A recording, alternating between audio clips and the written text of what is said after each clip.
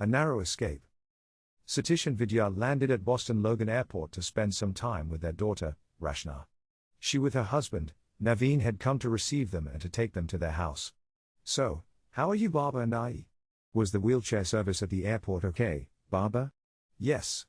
Did not have any difficulty. We both are good." "Okay, let us move." Rachana and Naveen loaded the baggage in the car. In half an hour, they reached their home. After relaxing for a short while, they had some refreshing tea. "Baba, now, tell me about your health," Rachana said. "To tell you of my health, I cannot walk long distances and am unable to walk briskly even small distances. I get breathless immediately and have to stop for some time. The speed of tortoise goes okay with me for short distances," septuagenarian Satish said. "I am okay in that respect. I am prepared to go for long walks," Vidya said smilingly. "Don't worry, Baba. We will take you by car to different places, you don't need to walk long distances. Whatever short walk you will have to take, you take it at your pace. Even slower than a tortoise. No problem," Rachana assured Satish. With most of the things automated, Satish and Vidya started their stay in the U.S. with full comfort. After the acclimatization for a week, on weekends, the old couple was taken to different sites of interest in and around Boston. Satish used to keep himself nearby the car, while Vidya used to move rapidly with the young couple. Aquarium, zoo, museum, etc. were visited. Satish, with his age and his coverage of different parts of the world, had lost keenness in seeing such places. But his interest in nature was still active. One Saturday, they decided to go for the afternoon picnic at Franklin Park. Intense sunshine had pulled out many from their homes. A big number of local people had gathered in the garden enjoying the bright sun. Wearing the woolen jackets and gloves, the foursome went to the park at 2 in the afternoon. Satish found exciting the lush green lawns having the backdrop of almost bare trees. With dazzling sunshine, the atmosphere was very pleasant.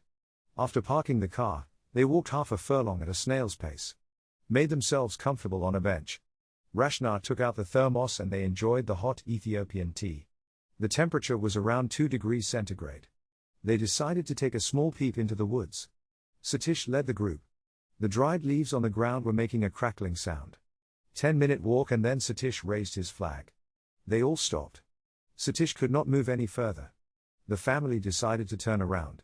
Unexpectedly, the sky turned dark, greenish. An air funnel, as though descending from the cloud, suddenly appeared at the south side of that big garden. And there was an announcement on the public address system. A twister of F rating 2 to 3 is suddenly generated near the south end of the garden. The funnel has hit the ground and roaring forward, it is moving towards the north. The winds are speeding above 100 miles per hour. It can uproot or snap large trees and topple cars. Everyone is requested to leave the garden immediately. Only 2 minutes are with you and the twister will strike the garden. It is moving from south to north. Please hurry up. There was a commotion. The visitors started rushing to the parking area and getting into their cars and leaving the park. Chaos prevailed in the garden. With a deafening roar, the twister entered the garden. Satish's family turned around but could not rush back. Satish told other members to run fast and get into the car. He would come slowly in their direction. Of course, they did not agree. He shouted at Vidya and Rachana and insisted they run and get into the car. Naveen was holding Satish's hand, slowly pulling him. The two ladies ran and got inside the car. From there, they could see the funnel of the twister entering the other end of the garden. "Baba, somehow walk faster," Rachana called out. "We are walking as fast as Baba can," Naveen yelled. And there were creaking and groaning sounds from far away inside the garden. Few trees were wind-thrown, uprooted and few were snapped. Naveen said, "Baba, let me try lifting you." With all his might Naveen lifted Satish. But the strong winds blowing faster and faster made it extremely difficult for Naveen. It became impossible for Naveen to move even inches in the required direction, lifting Satish and keeping balance. Satish said, "Naveen, you go and get inside the car and be ready to leave the place before the twister comes closer. I will come at my pace." Satish thought, if I run this much distance, I am sure to get a heart attack and collapse. If I walk slowly in an attempt to save myself from heart failure, the twister will take me along with it. It seems this is the end of my life. Let others be saved. The speed of the wind was still increasing from roughly 110 miles per hour to 160 miles per hour. Satish had to keep moving at whatever pace he could achieve. He pushed Naveen desperately to leave him alone. Finally, looking at the situation, Naveen ran alone to the car. He got inside and started the engine. They could not keep the doors open as the speed of the wind was increasing rapidly. All the dried leaves in the nearby area were being blown and they were flying very high. The public announcement system was giving repeated warnings. Twister has entered the garden at the southern end. In a couple of minutes, it will reach the northern end. Please, leave immediately. Satish was managing speedy winds and trying to walk as quickly as possible. A distance of 5 to 6 meters was left and Satish was struggling to move even this much distance. He was just 10 steps away from the car. And the Twister came close. The sound of Twister like a jet engine was deafening.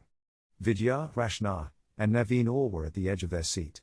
Vidya prayed to God to give some speed to Satish and to hold the Twister for a few more minutes moving in their direction. The spiraling Twister having come close, Satish somehow was trying hard to reach the car. Naveen opened the door for Satish to enter. The gusty wind rushed inside, gave a big blow to the car, and gave a tilt. The two ladies shrieked. The next moment car settled back. The Twister reached within a few feet of the car. Extending his hand, somehow, Satish touched the door. The raging tempest was trying to push Satish away from the car. But he firmly held the door. Naveen unlatched the door from inside. Satish with all his strength was clinging to the door. He came close and pulled the door. He somehow entered the car even though fast winds were tilting the car again and again. Naveen closed the door and started the car at the fastest possible speed. The spiraling Twister was just behind the car. Naveen pressed the accelerator and moved on. At the first turn, he moved the car in the direction perpendicular to the Twister. After the most anxious few minutes, he looked behind. The Twister was going in the other direction.